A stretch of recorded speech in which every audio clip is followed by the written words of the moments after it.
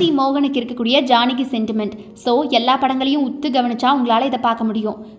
ஜானகி ஜானகி ஜானகி மறுபடியும் கையை வச்சு மூடிக்கினாங்க ஜானகி. நீ நம்ம பரமசிவம் பொண்ணு ஜானகி இல்ல? ஆஹா அங்கிள், கிரேசி மோகன் பணியாற்றிய படங்கள்ல அவர் போட்ட முதல் கண்டிஷன் என்ன தெரியுமா?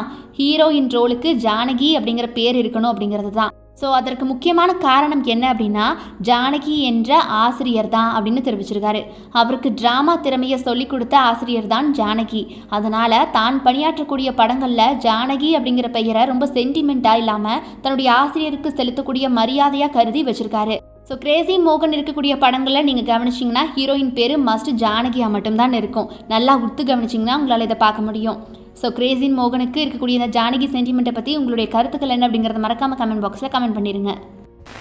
ஜானகி இது பேரும் ஜானகியா? ஜானகி வாய் தர கால் தொகை.